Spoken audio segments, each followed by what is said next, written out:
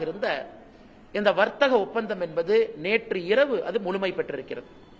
நம்முடைய பிரதமர் நரேந்திர மோடி ஐயா அவர்கள் தன்னுடைய எக்ஸ் பக்கத்தில் இதை பத்தி பதிவு செஞ்சிருந்தாங்க. இன்னைக்கு காலையில் மத்திய அரசும் கூட செய்தி குறிப்பு வெளியிட்டிருக்கிறாங்க. முதல்ல ட்ரம்ப் அவர்கள் 25% நமக்கு வரி விதித்தாங்க. அதன் பிறகு ரஷ்யாட்ட ஆயில் வாங்குறோம்னு சொல்லிட்டு இன்னொரு 25% விதித்தாங்க. மொத்தமாக இந்தியாவுக்கும் அமெரிக்காவுக்கும் 50% டாரிஃப் போட்டிருந்தாங்க. நேற்று பேச்சுவார்த்தைக்கு பிறகு இந்தியாவுக்கும் அமெரிக்காவுக்கும் வரி விதிப்பு என்பது 18% டாரிஃபுக்கு வந்திருக்கு. ஸோ 18% டாரிஃப் இந்தியாவுக்கும் அமெரிக்காவுக்கும்.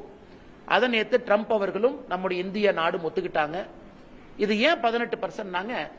இன்னைக்கு அமெரிக்கா விதிச்சிருக்கக்கூடிய வரி விதிப்பு அக்ராஸ் த வேர்ல்டு பார்த்தீங்கன்னா எல்லா நாடுகளுமே 18% மேலதான் இருக்கிறாங்க. வியட்நாம் 18% மேல, சைனா இன்னும் டீல் அவங்க கன்க்ளூட் பண்ணல. அமெரிக்காவுடைய பக்கத்து நாடுகள் நெய்பர்ஸ் அவர்களும் 18% மேல இருக்கிறாங்க. சில நாடுகளுக்கு ட்ரம்ப் அவர்கள் 18% கொடுத்திருக்கிறாங்க.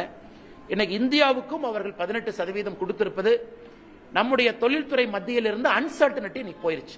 குறிப்பாக திருப்பூர் பகுதி, ஈரோடு பகுதி, கரூர் பகுதியில் எக்ஸ்போர்ட் செய்யக்கூடியவங்க, ஹோம் டெக்ஸ்டைல் நிறைய விஷயங்கள் செய்யக்கூடியவங்க, பனியன் செய்யக்கூடியவங்க ஒரு அன்சர்டனிட்டி இருந்துச்சு கடந்த 3 மாத காலமாக. செய்வோமா மாட்டோமான்னு. இன்னைக்கு அது 18% அது வந்திருக்கு. அதனால் நிச்சயமாக இது வரவேற்க வேண்டிய ஒரு விஷயம். அதே நேரத்தில் ட்ரம்ப் அவர்கள் ஆயிலை பத்தி எல்லாம் பேசியிருக்காங்க. அதுக்குள்ள நான் போக விரும்பல. அதிகாரப்பூர்வமாக நம்முடைய இந்திய அரசு என்ன சொல்றாங்களோ அதை மட்டும் தான் நீங்க என்னால் பகிர முடியும். அதனால் நிச்சயமாக 18% டாரிஃப் என்பது இந்த சூழ்நிலையில் வரவேற்கப்பட வேண்டிய ஒன்று. இன்னைக்கு இந்தியா உலகத்தினுடைய மைய ஒரு நாடாக மாறிக்கொண்டிருக்கிறது.